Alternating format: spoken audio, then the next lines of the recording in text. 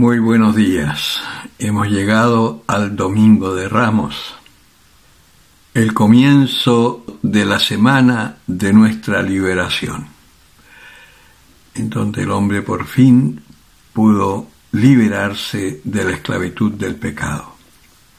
En este ciclo A, el Evangelio de la Pasión está tomado del Evangelio de San Mateo, capítulo 26, del 14 hasta el capítulo 27, versículo 66.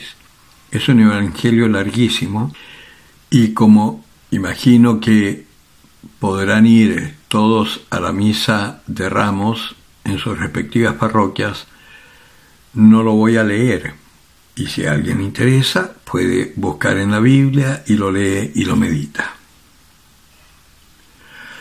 Lo primero que vemos en el Evangelio es cómo se va cumpliendo esta profecía que dice el Señor que uno de los suyos lo iba a entregar.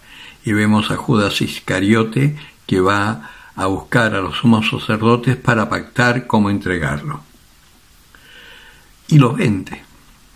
Cuando se van al monte de los Olivos a orar, previo a la Pascua, el Señor ya sabe que ese es el momento en donde va a llegar Judas con los guardias que lo tomarán preso y empezará este calvario de Jesucristo que culminará en la muerte de cruz.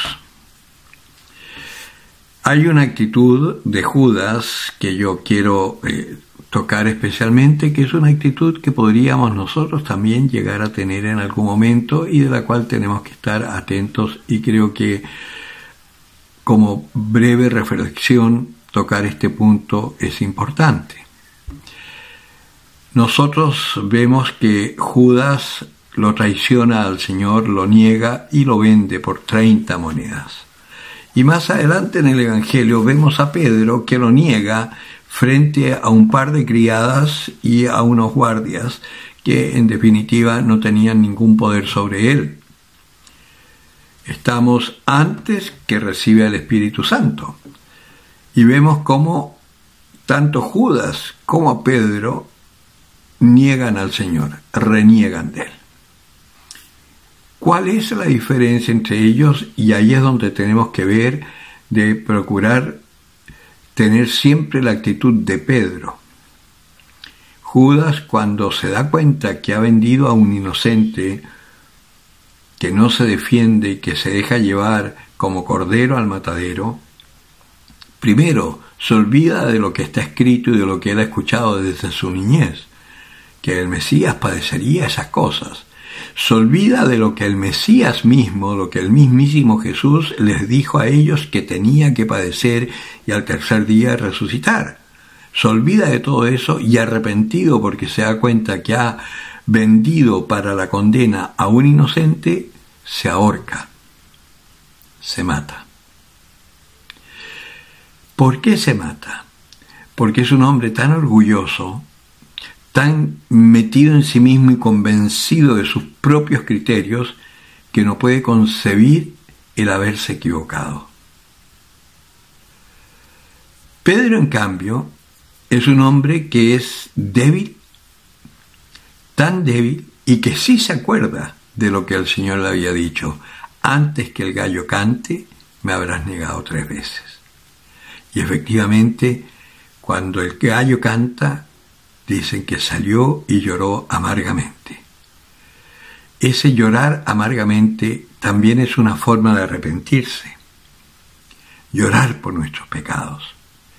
Y es la actitud correcta, porque si hemos hecho un buen examen de conciencia y hemos vivido fuertemente nuestra cuaresma, escuchando la palabra del Señor, dejándonos tocar por ella, nos habremos dado cuenta lo débiles que somos y cuántas veces nos traicionamos a nosotros mismos haciendo lo que no queremos. Como dice San Pablo, mi proceder no lo comprendo. Queriendo el bien es el mal el que se me presenta.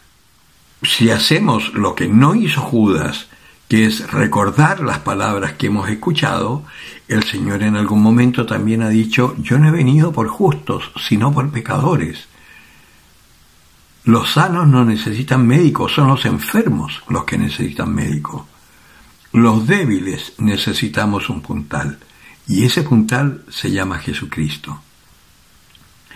Por eso, en este domingo, más que la cosa un poquitito sentimental y a veces mágica de los ramitos bendecidos que después los colgamos en las puertas para evitar que penetren los malos espíritus, más que eso, lo que tenemos que pensar es que estamos empezando un camino que culminará en una victoria del bien contra el mal, que eso nos puede llenar de esperanza para lo que estamos viviendo en el mundo, que en el mundo estamos viviendo, por así decir, un inicio de una cuaresma a nivel mundial de sufrimiento, de dolor, de oscuridad.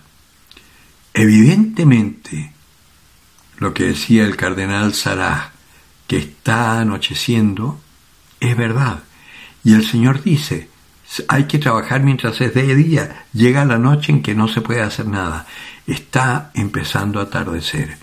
Viene la noche, y en esta noche en que evidentemente somos un puñado pequeñísimo de personas que creen en la verdad única y verdadera, que es la revelación que Dios hizo al hombre a través de los profetas y luego de su Hijo único Jesucristo, seremos un puñado llamado a ser luz en los momentos de las tinieblas que se vienen con fuerza por todo este humanismo, por todo este naturalismo, por toda esta perversión demoníaca de toda esta ideología mundial que nos están metiendo, que nos están llevando a la perversión total.